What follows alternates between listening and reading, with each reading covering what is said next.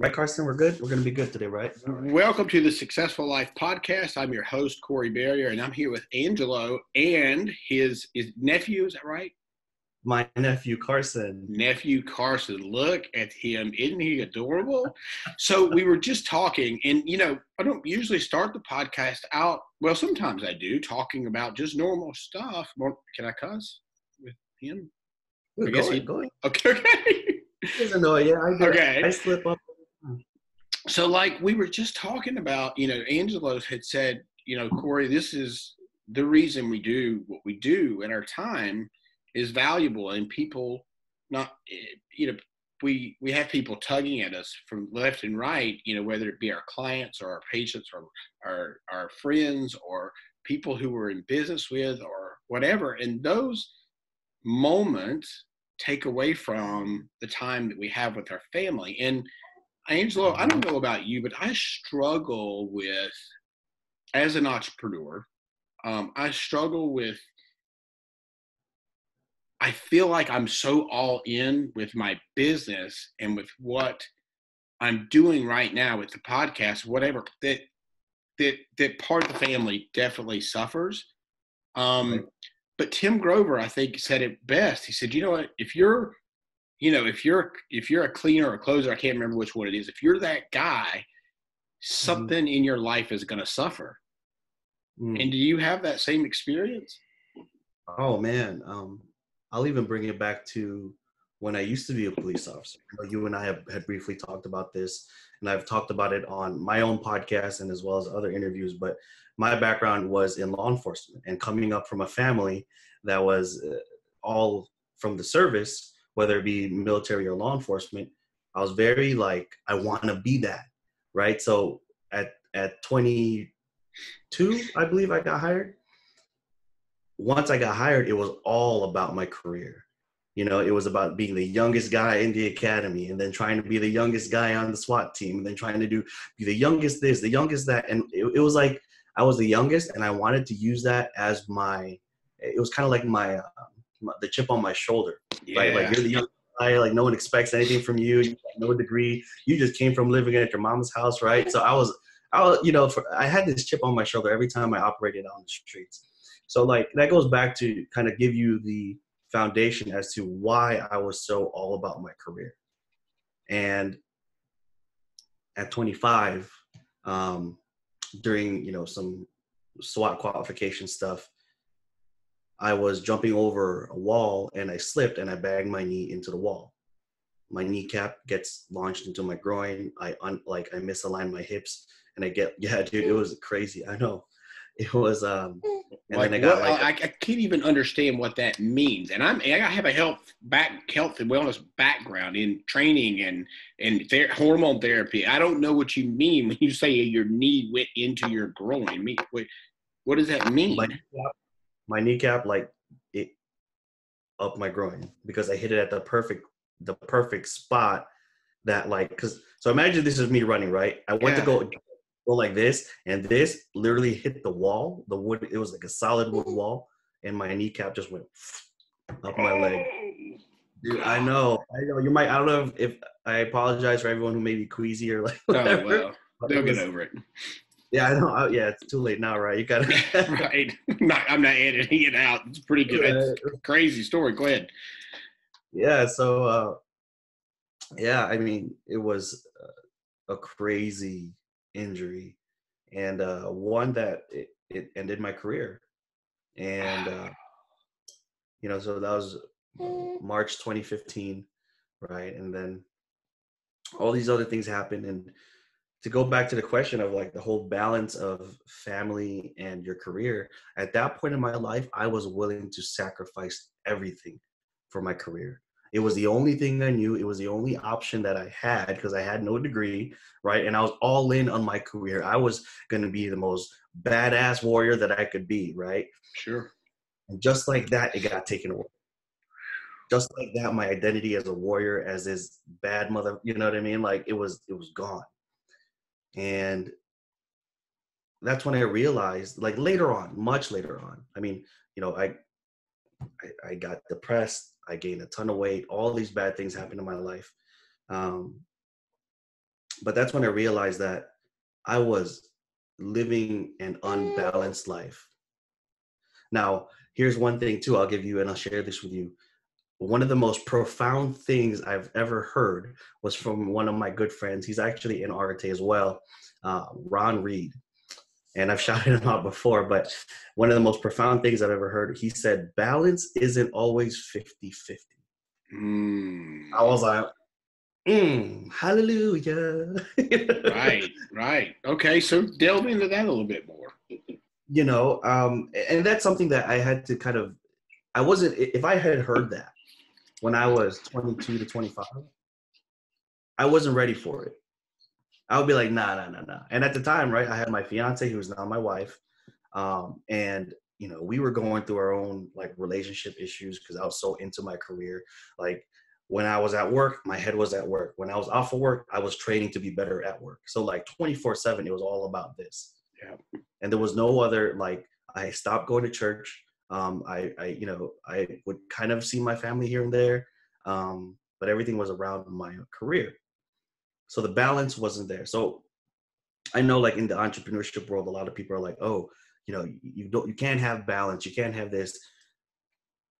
I believe that like when you get to the top, right, whatever the top means to you, it's going to be lonely as shit if you're by yourself. What do you think about that? I think that this conversation it's really hitting home for me because, so in 2018, 2017, in October of 2017, I sold my personal training business, and I started a hormone replacement clinic. So testosterone replacement, growth hormone, a bunch of cool shit, right? I loved it. And I built the business from the ground up. October 2018, my partner comes in and says, I'm not paying you anymore. So it was a devastating day.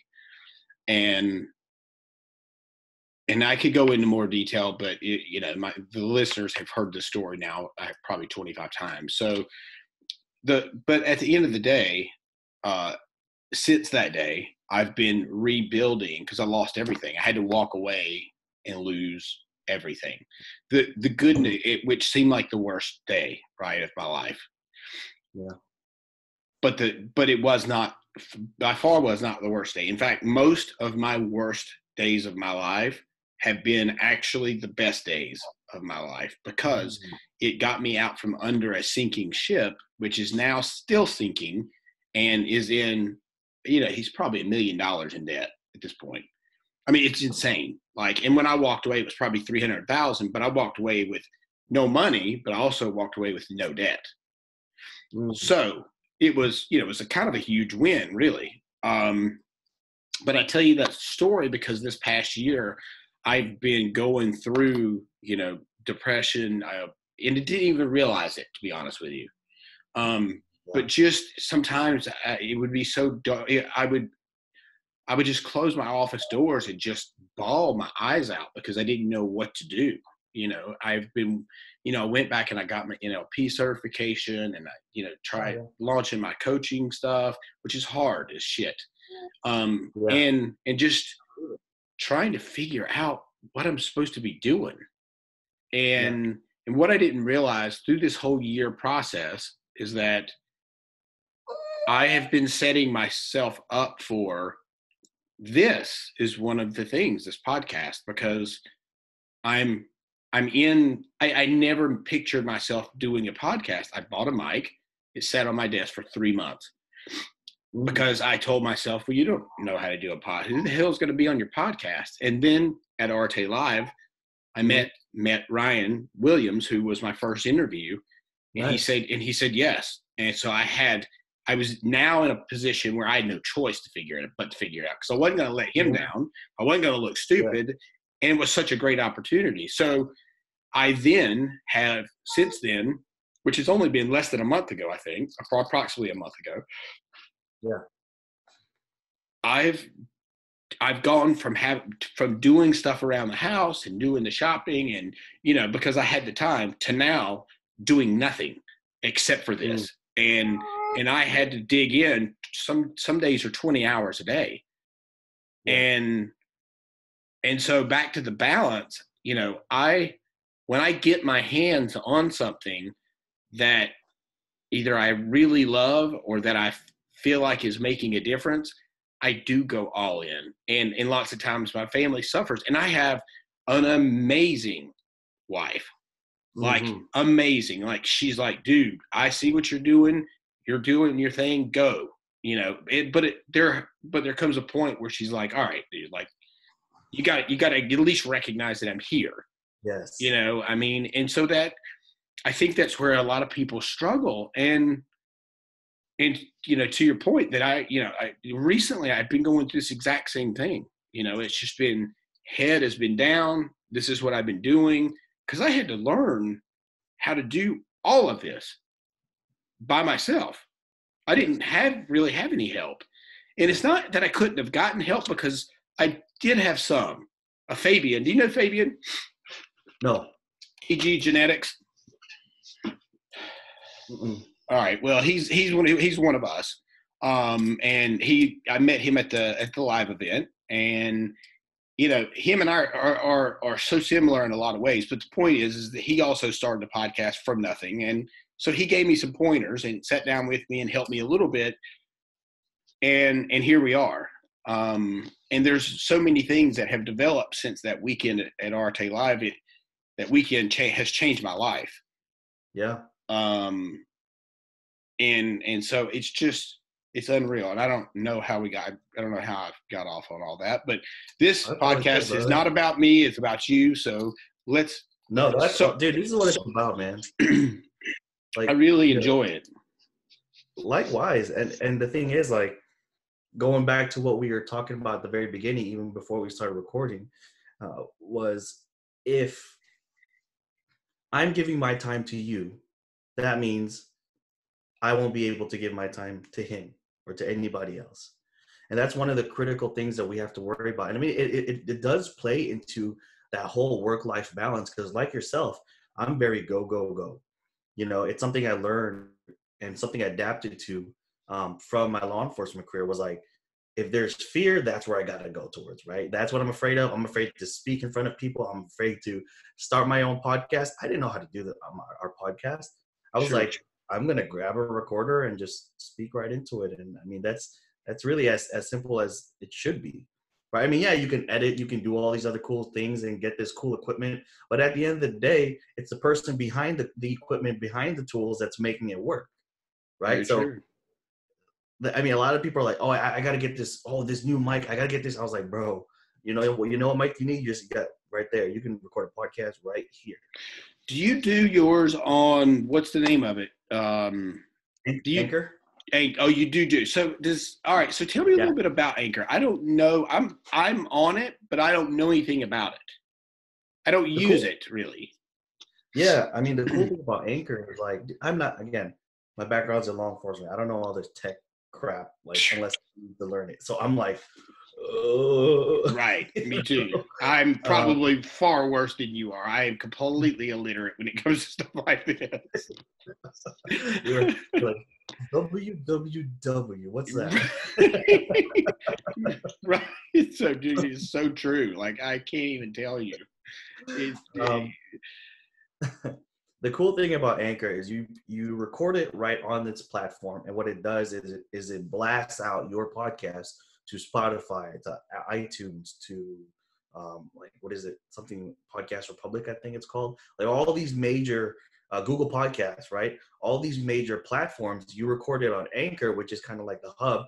Once you post it on Anchor, it blasts it out to everything else. So instead of individually having to post on each of these different platforms, you do it on Anchor once, and it puts it all out there. so Libsyn's the same way, right? Oh, It blasted all out to, and I don't know, probably 10 or 12 different things. Some of them had never even heard of. right, right. But Anchor's free, right? Anchor is free, correct? Yeah. So Libsyn is not free. So maybe that's the difference. And do you get to like put your music in? Do you have Yeah, I music at the mean, beginning?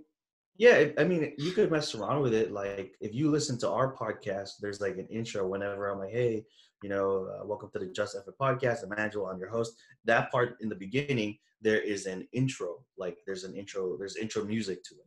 But then once it cuts into the actual meat and potatoes of the podcast, the music goes away. So So you how do can you, edit all that on your phone, which is cool. okay, all right. So I have to do mine through Audacity. Okay. So I take and I drag the intro file into now. My wife just started a podcast and she's actually learned. She's way smarter than I am, and so she figured out how to save just the intro, just the outro. Because what I was doing, this is how ass backwards I am.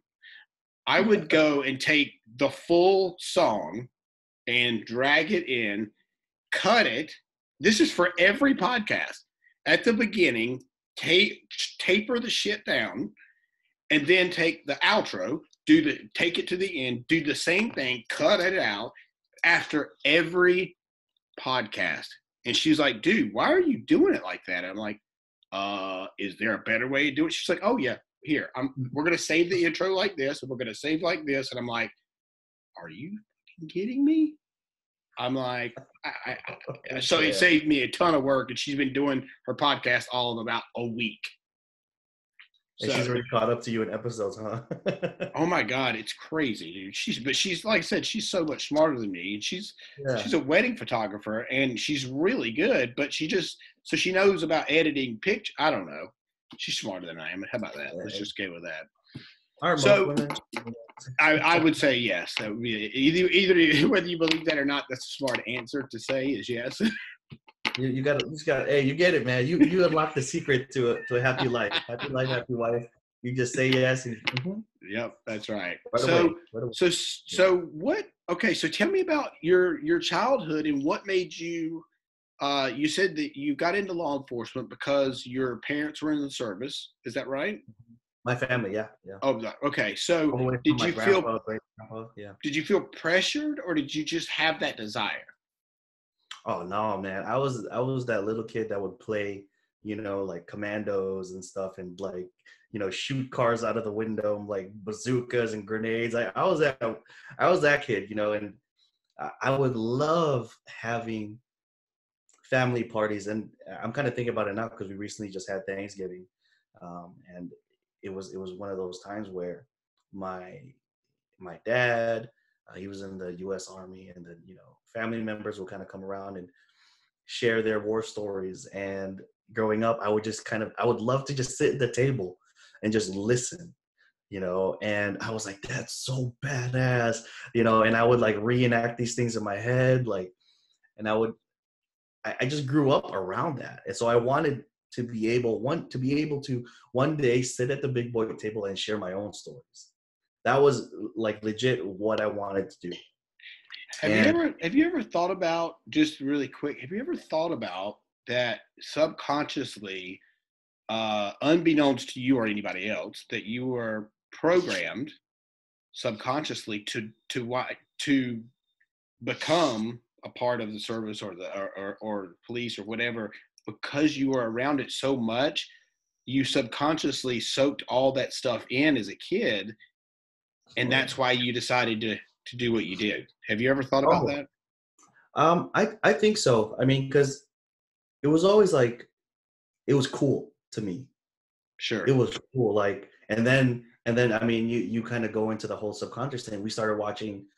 My dad would love like action movies, like Jean-Claude Van Damme and all these fighting kung fu movies. And so I was very like, yeah. I mean, growing up, I was doing martial arts and boxing and doing all these things. So like, I think throughout my childhood, it was natural for me. Sure. And even honestly, like after high school, I wanted to go into the military. I wanted to go into the Army just like my dad. But then I ended up busting my right knee. I tore my meniscus, and it was such a bad injury that they said I would never run again. And that was at 20 years old. So this was before the other thing. Exactly, yeah. Oh, shoot. So at the time, my dad was deployed, so he didn't even see me through my injury. He was over in Afghanistan.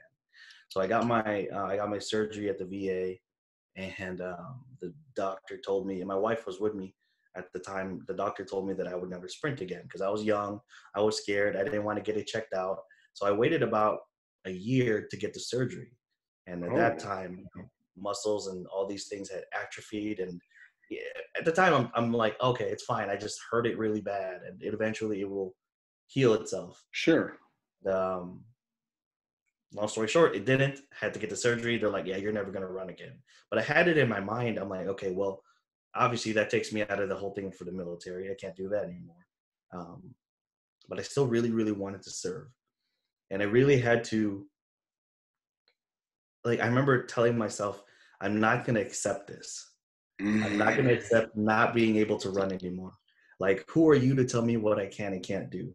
And maybe it was young, egotistical, I was hot headed, whatever. But I'm like, you're not going to dictate my future. And I really pushed myself. And I mean, I went through their physical therapy. Again, they're like, yeah, it's not responding. Um, my leg wasn't responding to it as well as it should have. But, thank God at 22 years old, I was able to put myself back, get into San Jose PD. So I moved away from my parents here in Chicago, and then I moved to the Bay Area and became a cop for San Jose. I mean, there's so many things, man, like in that story that I'm just kind of reminiscing now about, like well, think, crazy. dude, think about this. Like just what you said about your mind. You said to yourself, "I'm not going to accept this diagnosis, and I will run again." And that in my for I am huge on subconscious and that your mind. You know Dr. Joe Dispenza, right? Yeah, yeah. Have you listened to any of his stuff or read any of his books? Oh yeah, great. So if you've ever read, if you've read even um, the placebo effect, where he talks about how he healed himself, you cannot deny what the mind can do. If you listen to that man's story, Mm-hmm. you cannot deny it. Period. Mm-hmm. So you did exactly the same thing. You defied what they said you couldn't do, and in your mind you said, "I am going to do this," and you did it. So think about all the things in the future you can do if you just put your mind to it. Oh, you're giving me chills right now because it just like reminds me of all the things that I've had to personally go through, and there's always someone that's had it worse. But when I think about it, man, like an idea that came to mind when you were talking about that was when I was young. Maybe it's like the immaturity. I wasn't really open to any listening to anybody else. But as Sure. we get older, we start to listen to other people. We start to take into account of their opinions and like, oh yeah, that's never gonna happen. And then that young, mindset where it's like, no, no, no, I got this. Where later on, 5, 10, 15 years later, you're like, maybe I don't got this. That little seed of doubt that planted and you let manifest a little bit became something wider. And this is one thing that I believe why it led my second injury was way worse. I'll tell you this: after this injury, um, my buddy who was driving me home from the PD because I couldn't drive, so he drove me home, and we were talking, and he was like, "Hey, man, I hope you get better." And I was still young, right? So I was like, "Yeah, I'll be fine, man. Honestly, this is just gonna make the story sweeter." I remember in my head, I was like, I'm going to be back. I'm going to be back faster. Because at the time, I don't know if you're familiar with the NBA, but, Russell Westbrook, he went through like a knee surgery and he got back sooner. And he ended up actually jumping higher before. He actually ended up jumping higher after his surgery. So I'm like, dude, I got this. With technology nowadays, I'll be fine. And so fast forward, I see the best, what I can't even think of the doctor, right? Like he worked on like Joe Montana's shoulder. He works with like UFC fighters. Like this was the guy to go to. All people all over the US, actually the world, would come to him. When you go to his office, you see all these famous Olympians, NBA, NFL, all these like Hall of Fame dudes, pictures signed. And I'm sitting in his office. I'm like, cool. I'm like, I'll give you a little photo, autograph, whatever. How did you find him? he was just known. He was like local. He was actually his office was down the street from where I lived at the time. That's cool. And I was like, this dude, like I was doing my therapy next to UFC and NFL guys. And I was like, this is so sick. And they're probably looking at me. I'm like, yeah, you know. San Jose PD. That's crazy. Yeah, so like I was getting like top of the line treatment, the newest like stuff that like was not even released to the public yet, to the general public, that kind of stuff. So I was like, I'm totally gonna be back, especially with this guy, you know, like putting me back together. But I didn't. Actually, it got worse. I think it's because I that seed and that doubt, I just entertained it just a little too long. I entertained it just long enough for the roots to kind of dig in. And you know, that was March 2015 when I got hurt. July 2015 was when my mentor, Sergeant Scott Lunger, he got shot and killed in the line of duty. And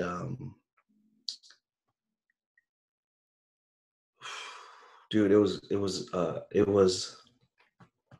that was like the turning point, man. I'll never forget. Like that was a turning point of my recovery, because at that time I was already hearing that, you know, my knee wasn't responding.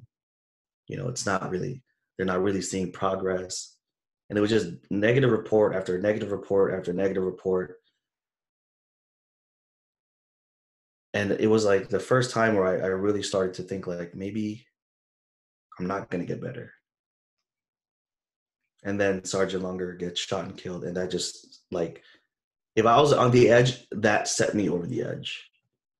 And now I was hurting physically, mentally, spiritually, emotionally. And that was a very significant point in my life, because that's when a lot of things changed. I felt like the drop in my hope, like the little shimmer of light that was there, gone.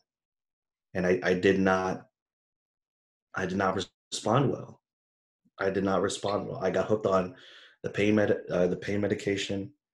You know, I was drinking, you know, PTSD, all these things that it like opened up Pandora's box. Sure. You know. Did you ever think, have you thought back since then that, you know, your knee getting knocked up into your groin, did you ever think there was a reason for that? And the reason for that was that you have a higher calling, and that higher calling means you need to be alive. And if you continue on doing what you were doing for the force or police, whatever department, that you weren't going to be able to fulfill that calling. Man, I'll tell you a story that I've only told a handful of people. But the day of the SWAT qualification, I know, like, if I prepare, I have no reason to be nervous. So whether I was, you know, getting ready to box or play a basketball game or whatever big event, if I prepare, I'm calm. And for this SWAT test, I prepared the hell out of it. So I felt confident. I'm like, dude, I'm about to be the youngest guy, blah, blah, blah. And I played into my own head. I got into my own legend. But I was very calm leading up to the day of the qual. And I woke up, perfect time. I ate. I remember it too. It was bagel. It was a bagel and peanut butter. I ate it like an hour and a half before the event, and I knew I had everything timed. Right, everything was to the T. I had my bags ready, packed up. It was everything was streamlined. I get to the front door of our apartment at the time, and I pick up my bags. I'm ready. I'm getting ready to head out. And for some reason, I had this like, I felt nervous. And I was like, why? Like, you know, I just like, mm, I know I freaking prepared. Like, I don't know. There's no reason to be this. I'm like, maybe I'm just anxious. I don't know. But I'm like, you know what? All right. Close the door, put my bags down. I go to the couch and I do something that I haven't done in a long time. I prayed. I literally got on my knees and elbows to the couch and I prayed. And it was a very half-hearted, shallow prayer. In all honesty, like the way it was like insurance, right? Like just in case. Like I know I prepared. I'm good, but just in case, right? I'm just gonna prepare just in case. Insurance. And the last line of my prayer is, whatever happens, I'm going to accept. Dude, real talk, bro. Like I'm having goosebumps just thinking about it again, because I remember saying those exact words. Like I was like, all right, God, whatever happens, it's your will. I'm gonna accept it. But it was kind of like that smirk on the side where I'm Sure. like I'm gonna be fine, just in case. And then obviously I get hurt, and they're rushing me to the hospital. They get me to the hospital bed. And I remember, like, as the meds were wearing off, I was trying to get like a nurse's attention to like give me some more meds. You ever get to the point of pain where you just start to shake because it's so painful? And it was like that for a good like 5, 10, I don't even know, maybe even longer. And like no nurse, dude, they were just passing me by. It's like they didn't see me. I was like, excuse me, and I was literally going like this, passing me by. And then I remember just like, what is going on? And I remember after that, I look up into the ceiling and I look at the lights and I'm like, God, what the fuck?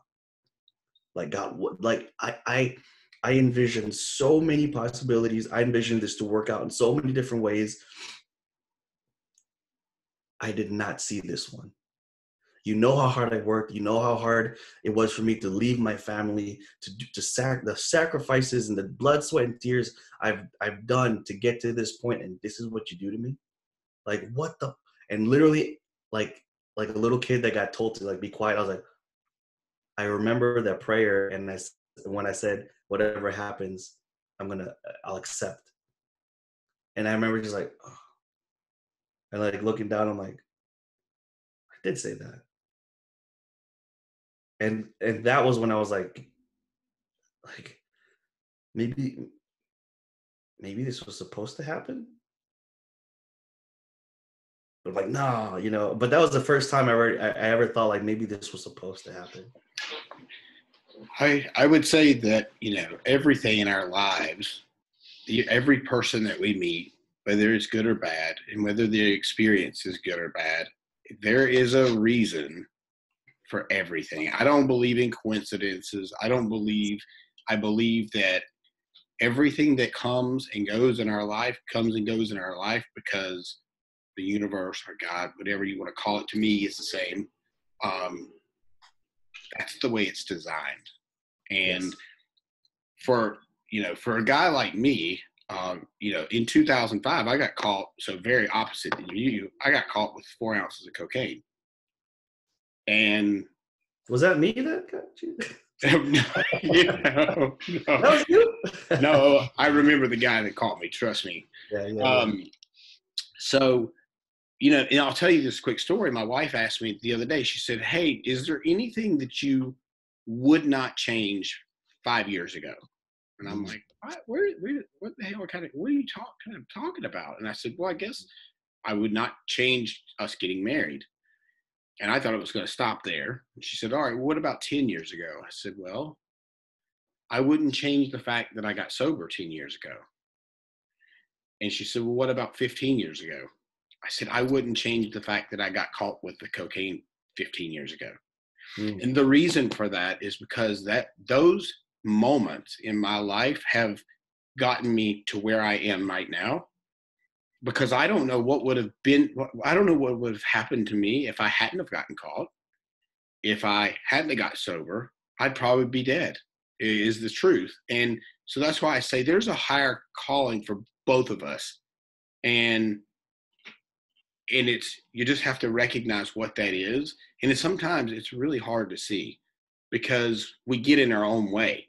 I know for me, I get in my own way. I'm my worst critic, worst enemy. I can get in my head and get stuck. And Yeah. why? Because I have an idea that's not true, or I tell myself I can't start a podcast because I don't know how, and then I buy that bullshit, Mm. and then I put it off. Or I tell you, this is one thing that I've said this every day for I can't tell you how long. Every so say golf, every swing that you don't take is every swing that you're going to miss. Mm. So you've got to take that swing, or you've got to shoot that basket, or there's no chance that ball is going in the hoop. If you don't shoot, it's not going in. So you see what I'm saying? So if I don't start the podcast, it's never going to work. Yeah. I've got to step out and do something that's uncomfortable in order for it to move forward, whatever that may be. Mm. So, That's true. yeah, absolutely. And I believe, I don't know, man, so right now, so what do you, this was in 2015. So since then, now that you're not on the SWAT team, right? You were SWAT team, No, I was trying out for it. which is probably like one of the most dangerous freaking jobs you can have, I would imagine. I Or mean, no? yeah, because like it's like you get called out for special situations that kind of, it's past just being patrol. It's like the bad guys are real, the bullets are real. Not that it's not on patrol, but like you are going into a house knowing there's a bad guy Yeah. in there. Like that's just, and that, I mean, that obviously happens on patrol as well. It's just like, this is your job to do this. And I just loved the action. I mean, um, I mean, I don't know how it is now, but I remember when I was still on the streets, they were telling us that, yeah, we're number 2 in crime statistically, because it was just such a busy run-in gun city. And it was really cool. I was like, yeah, this is awesome. Like I'm number young. two, like the most dangerous, like top, like, is that what you in meant? in California, in the Bay Area, yeah, in the Bay Area or California. I don't really Either know. way, if you're number 2 in crime, that's pretty damn high. It was pretty crazy, and I never really bought into the whole stats, but that was one of the things that just stuck into my head. When I heard that, I was like, oh, it was like cool, and it just kind of stuck with me since. But again, it was my dream career. I loved being part of the good guys, bad guys type of thing, and I was always part of something bigger, right? And it was the brotherhood that I really missed. Um, and there's so many different ways we can take this conversation, because there's the whole concept of being part of something bigger, and the balance of life and all that kind of stuff. But yeah. So since then, since you've gotten out of the police force, or like whatever, what have you been doing since then? What route did you take? Yeah, so it was, again, with all the mental health issues that I went through. um, Let's go there for a second, really quick. yeah. So let's talk about that, because that's important. And I don't think, I don't know how many people talk about, that dark hallway from a door closing and to till the other one opens. That hallway's real motherfucking dark sometimes. And I think that's the reason why people don't like to talk about it, because it's, I look at it as like you're kind of revisiting that darkness, and there's a lot of lessons from the good and the bad, mostly the bad, right? But it takes a level of self-awareness to be able to go back there, pick out that gold, and then go back undamaged, right? Sure. It's a fine line of searching and really trying to understand, but then not searching too long, because then it'll start affect you in the present day. And that was a really big thing that I dealt with, because I did not want to go back and look at it. I did not want to go back and think about, I lost my identity. Now who am I? I didn't want to go back and think about all the things that I've lost and everything that I was working up to, everything I was saving up for, just like that, done. It's like I had to press the reset button on life. And like that was my mindset. I literally had to press reset at 25 years old. And I'm like, I got no degree. I got nothing to lean on. I really don't want to do anything else in life. So I guess I'll just drink till I die or something. Yeah. It's funny because my incident happened when I was 26 and everything got stripped away, taken, everything. Rightfully so. I was doing bad shit, but still I had to start over, and it was tough. So walk me through like what kind of thoughts did you have on those days when you realize everything's gone, everything I've worked for is gone? What am I going to do now? I have no degree. Also, like you, I have no college degree. I didn't finish, and I got a felony. So like, you're really like two strikes. You put any of that on a resume or application, you're fucked. Like, you're not getting a job. Period. I don't care what anybody says, laws or no laws, they're not hiring you. Yeah. So walk me through how bad, walk me through one of those dark days and what did you do to get out of it? Imagine waking up, and I know you would get this, but this is for the people that are listening that want that insight. Imagine waking up and the first thing in your mind, the first thought in your head is, now what? What to do? What am I going to do today? And it's not like what am I going to do today? Perky, like, oh yeah, I'm an entrepreneur. I'm going to go kick ass in the world. This is like, oh damn, I woke up. Like, all right, well, what are we going to do today? I lived a very reactive lifestyle. If someone needed me to do something here, okay, cool. That would give me a little bit of purpose, right? Like, at least I'm useful somehow.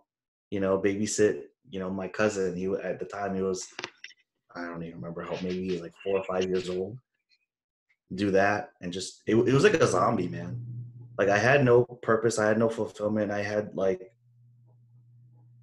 reactivity is really the best way to describe it. Cause I just wanted to be in bed all day, to be completely honest, man.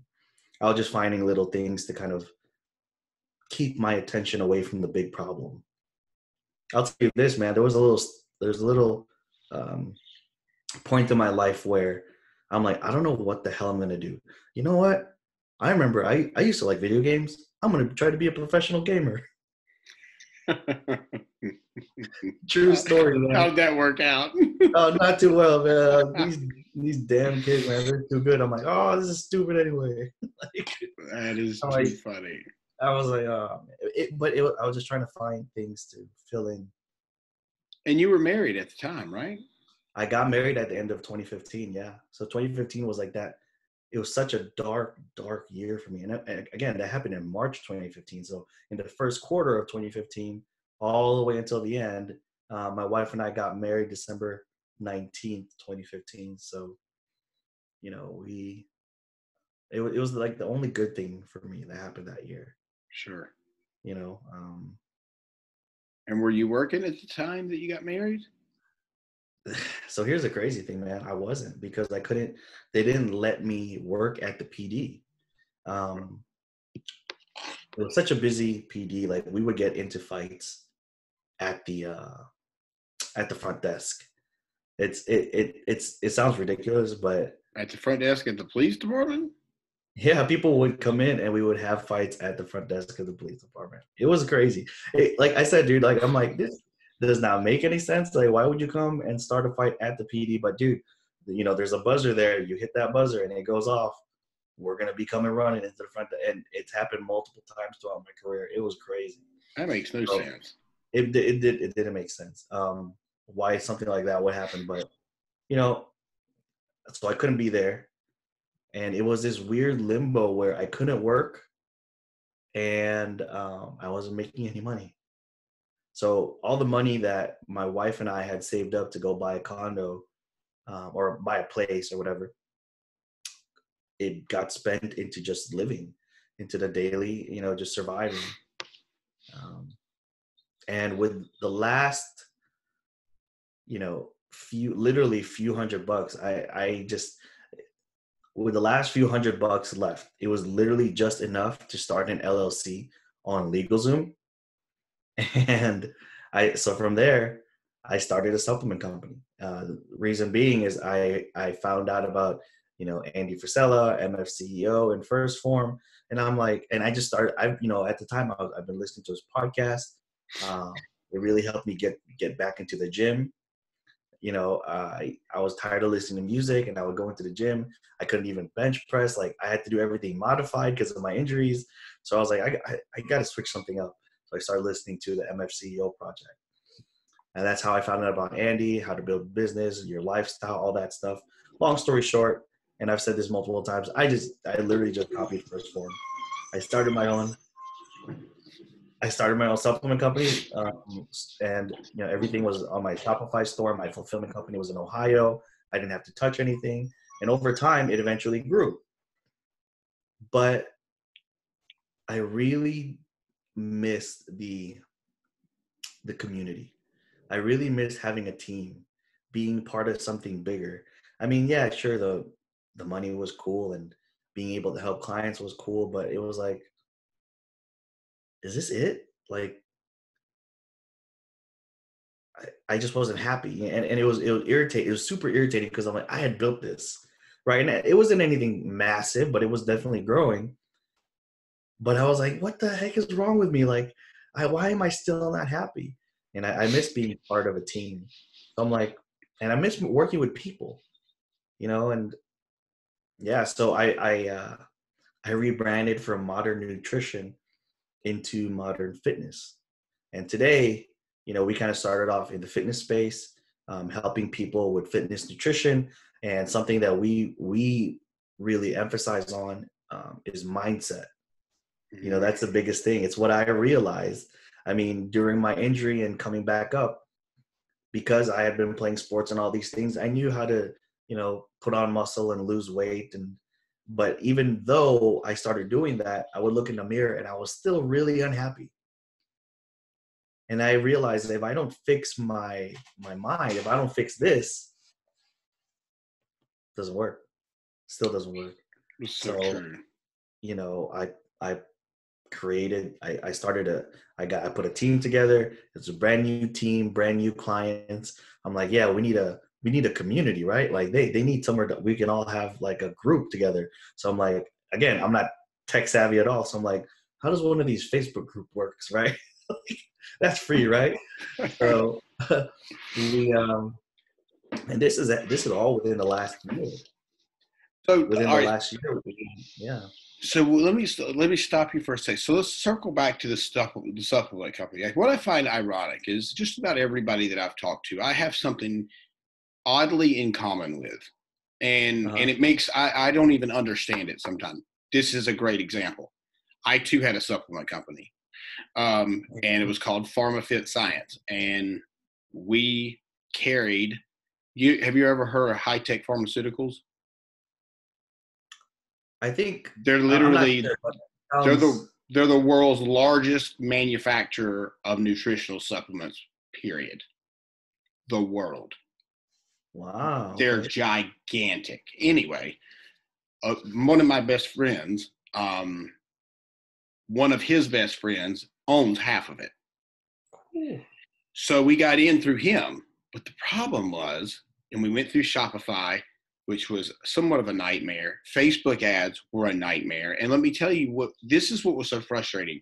We would have the number one selling pre-workout, so to speak. And because it had DMAA in it, which I know you know Mm-hmm. what that is, Mm-hmm. they would blacklist it. And like when we put it on and got installed and people could buy it, it took off.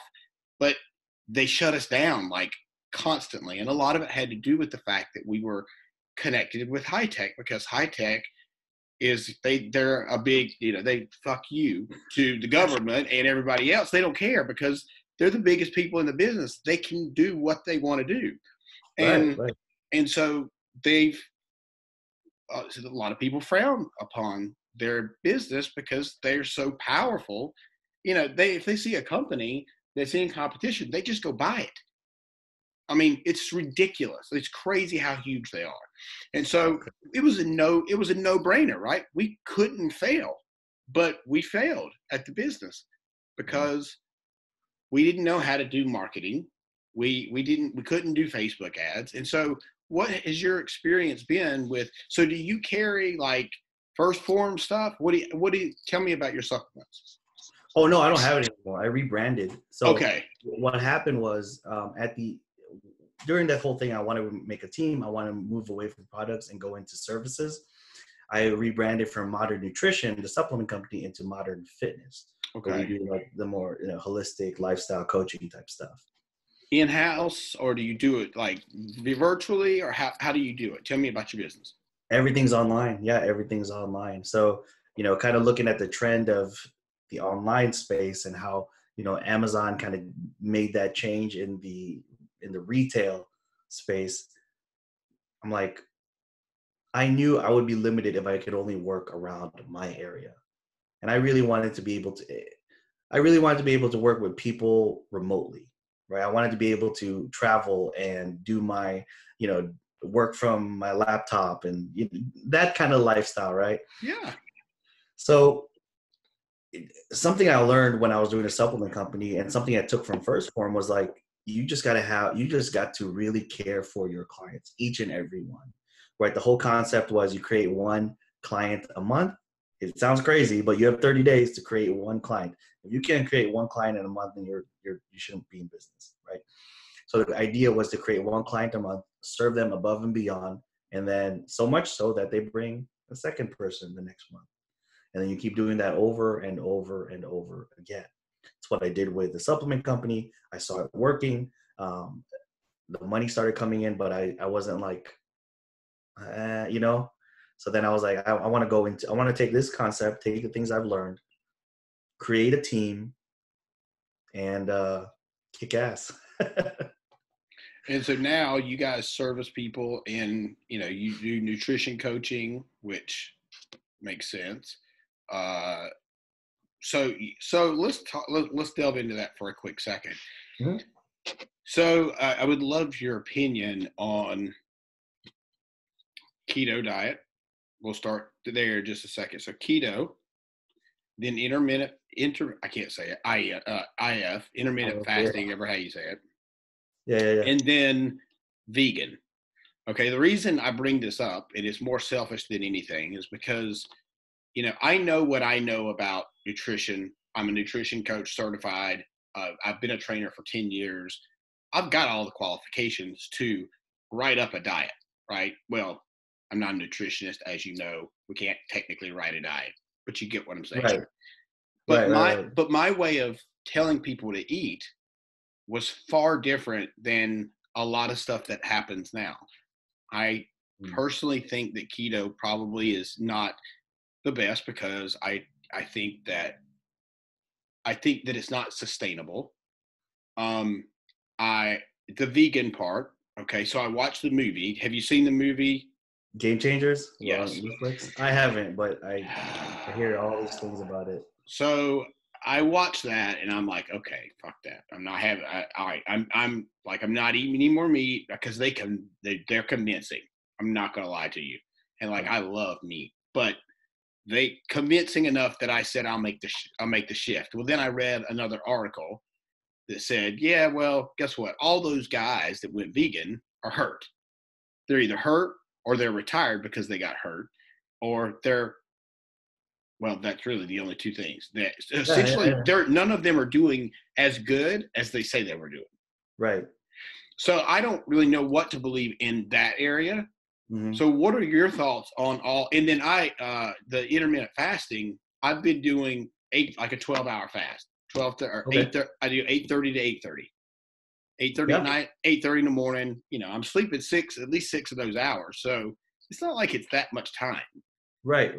So now, what do you think about those three things? What would you tell me if I were your patient, your client? So our approach it's all about sustainability.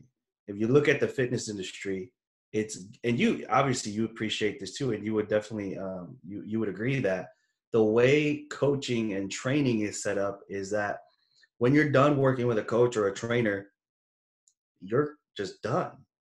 Like there's no after program or anything set up for you to be like, good, I can be on my own now. Like, yeah, sure, you may know a little bit more about workouts. You may know what your way around the gym a little bit better, but there's so much hand holding that the there's no independence after. True. You know what I And mean? by design sometimes. Exactly. And that is the problem, is that when you can take it fitness or nutrition, right? Like it's, hey, when you're done working with me, see you later. Hopefully you come back. Wink, wink. Right? That's Right. that's by design how it's supposed to be. I look at that, I'm like, that's kind of bullshit, right? Because isn't the point of helping people so that they can eventually do this thing on their own? Yes, I suppose so. Unless you want to look at it from a business standpoint, and then, right, go ahead. Exactly. Because I'm like, in a business standpoint, I mean, yeah, you would go back to like, you could lose a client, right? And you would lose that, blah, blah, blah. But long term, and here's a secret for all you fitness, nutrition coaches out there: if you serve that client right, I guarantee you, that is going to pay for itself 10 times over. They're going to bring somebody else. They're going to tell somebody else about you, and you just keep replicating that. That's how you grow. Well, and dude, they're going to stay with you. Exactly. They're literally gonna stay with you. They just to be around you.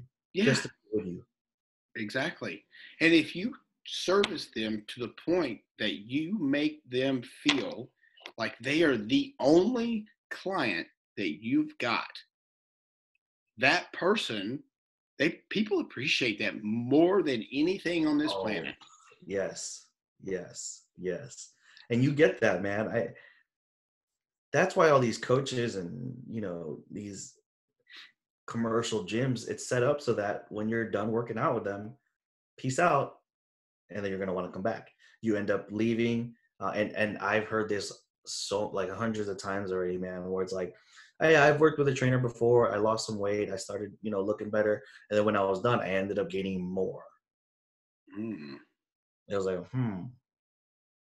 So going back to keto and all these things, hey, oh, it's all about sustainability, right? Mm. We focus more on more of the, what is it called, like the palm fist method, with just portion control eating. Yeah. Like in the end, you don't want to be the one at like a holiday party and you're just bringing chicken and broccoli, right? Eventually you're going to be like, so it's this too. Like you got to make sure this is healthy. So for me, it's like, what lifestyle do I want to live? I tried keto, I tried all these different things. In the end, it's like I wasn't happy. Like, sure, maybe fitness wise, maybe I would look a little bit more cut, but mentally I was just like hurting myself. Yeah. So what can we do to make this sustainable? Like, how can we make this fit your lifestyle, but still work towards your fitness and nutrition goals? And we want to make sure we educate people so that whether they choose to work with us, hopefully they do, like after it's all done, whether they continue to choose to work with us or not, they are going to be equipped to do this thing on their own. That's always been our approach. Is to educate, which people don't get enough because they feel like, oh, I got to hold this information for me because you're going to want to come back. That's how everybody else is doing it. That's how you don't, I'm like, you know what, keep doing that. I mean, we're totally going to roll over you guys. You keep doing that. That's fine. Absolutely. No, you got a good So, point. So I've written a book, right? And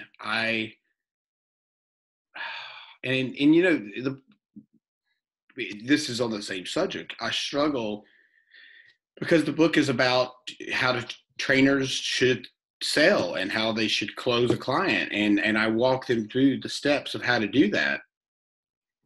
But I don't want to be in fitness anymore. I don't want to be. I burnt the fuck out, dude. I just don't. I don't want to. I just don't want to do it anymore. The issue is that's what I know most about. I know everything I need, everything a human being could know just about exercise and physiology and diet and nutrition. I know that. Yes. And hormones for that matter as well. So like, I want to put this book out, but my heart's not in it. Mm. And so I'm at a bit of a crossroad because, usually people put out a book and then they promote it because they want to sell it, but I I don't really know what to do with it.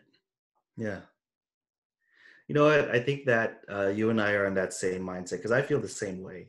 Like, I haven't been doing it as long as you, and I'm definitely not as well versed with all the hormones and all that kind of stuff. I know what works for me. I know what's worked for the clients I've worked with.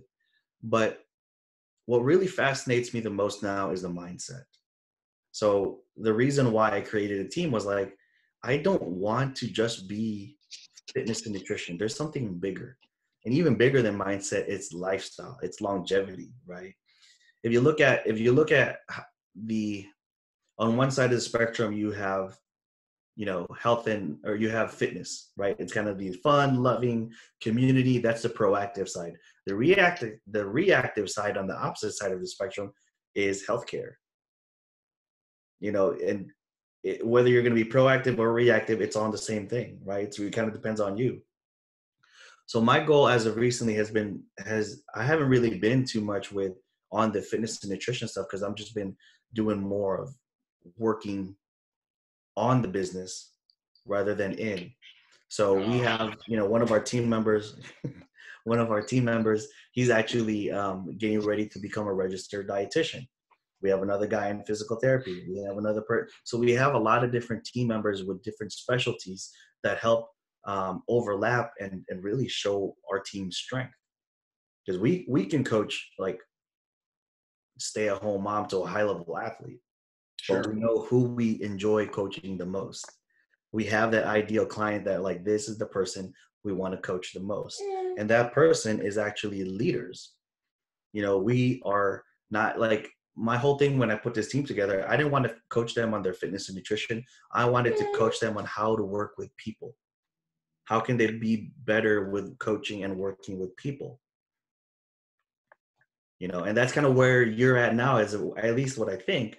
It sounds like you're kind of, you want to move into something more than just the fitness and nutrition, where you want to start working with leaders, because it sounds like you have a blueprint on how coaching should be done. And, Sure. I'd love to read that for sure. And it sounds like, you obviously know what you're doing. You got the experience on a lot of different levels. Now I think the focus is on how can you, excuse me, find that fulfillment on a bigger scale. And I believe for me, it's the same answer as working with leaders, working, not just necessarily on a corporate level, but working with influencers, right? Not just the social media influencers, but the people who have, who have a direct influence over others. And it's not just about their fitness or their nutrition or their mindset, it's their lifestyle. It's how do they find that quote unquote balance in their life. So that, starting 2020, that's one of the things that this is the first time I've ever mentioned it outside of our own team, but starting 2020, that is what we're going to be doing. We're Sweet. kind of, we still have the clients that we're going to be working with and the people who have been loyal. Obviously, we're still going to do that, but we really want to target more leaders, because you can help a client and that's great. But what if you work with another business leader, right? That person is in direct, correlation with like 10, 15 other people. So you're not just helping one person, you're helping 15, 16 people. It's so true. And I'll tell you another thing that I'm sure you've thought about this. Working with people that are leaders, that do lead other people or influencers, they're Mm. going to do the work that you Oh ask them to yeah. do, and they're going to do it 100%. Mm-hmm. Whereas your average client they may show up late. This guy or girl, the leader, they're not going to show up late. They're going to be on time. They're going to do exactly what you tell them to. And they're going to get the results that you tell them they're going to get. Mm-hmm. And that's why you want to work with people like that, because you're going to be successful if you get these people. Exactly. Without You a know, doubt. Without a doubt. there you go, man. So, all right, dude. Well, I guess let's go ahead and wrap it up. And I tell you what, I've really enjoyed sitting here talking to you and learning more about your story. If you could share one or two things, first of all, of course, tell everybody where they can find you. Tell everybody about your podcast because they need to visit Sure. that also. I And appreciate just drop to somebody out there that may be struggling like we were in that dark place. it. You know, how can they make a shift in their mindset? What's one thing you could suggest they could do? Mm.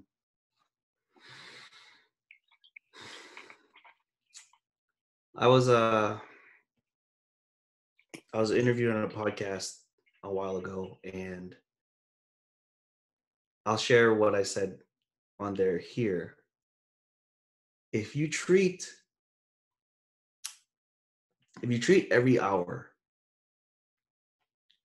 like a dollar, where are you investing your time in? Mm. Where are you investing your time in? If you treat every hour like a dollar, where are you investing your time in? Because where you invest will grow, right? There's always the harvest whenever you plant seeds. So where are you planting your seeds? If you are planting your seeds in the negative talk, if you're planting your seeds in the lack, in the I'm not successful because of this, I can't have that because of this, or this person has more because of that. If that's where you're planting your seeds, that is what will grow.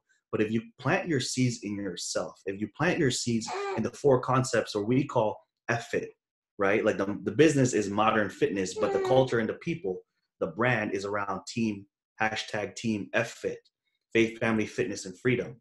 The four core values, the four pillars that we've kind of built everything upon.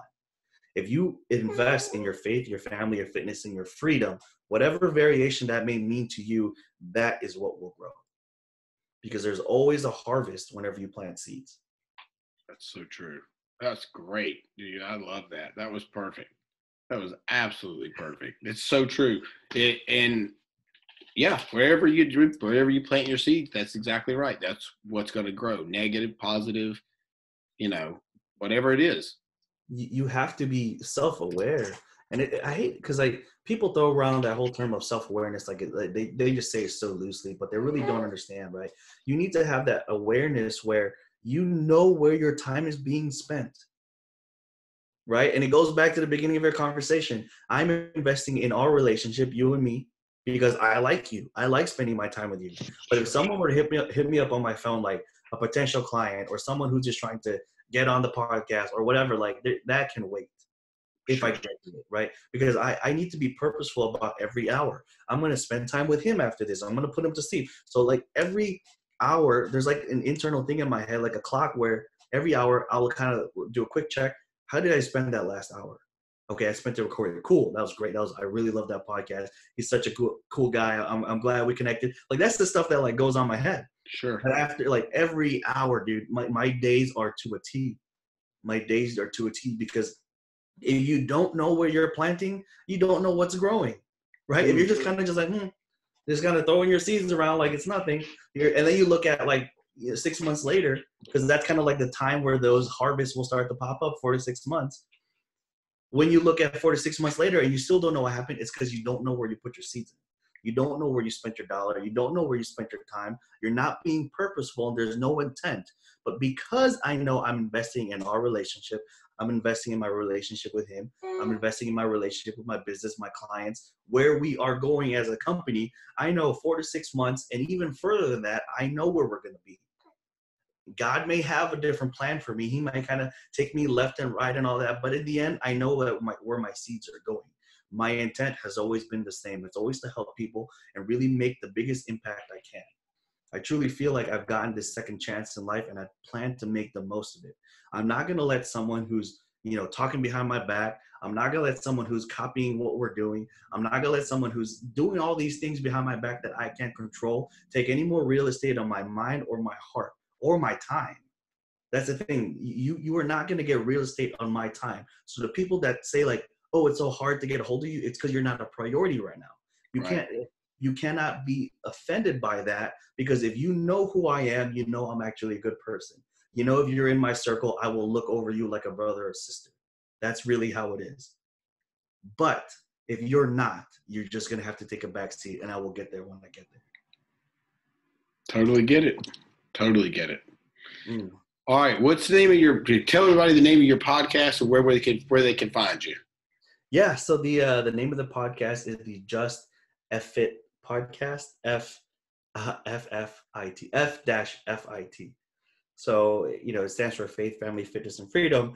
And a quick story before we go. My very first call as a police officer, like literally the next day after we got out of the academy, was a guy with a gun in a grocery store. And it just so happened that my partner and I were right around the corner. So we're the first ones there. We get there. There's a bunch of screaming people.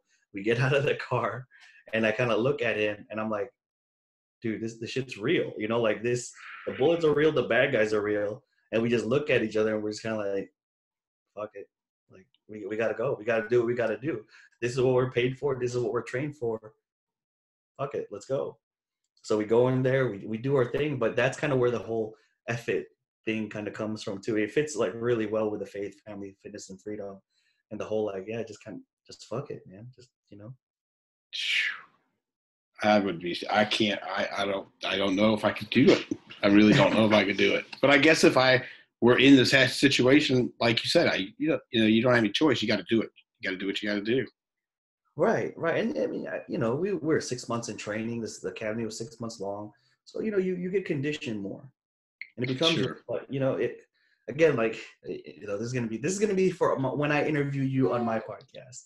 But it's that fear, right? Like that's how I use fear to guide me. If I'm afraid to speak, if I'm afraid to do this, I know that's probably where I have to go.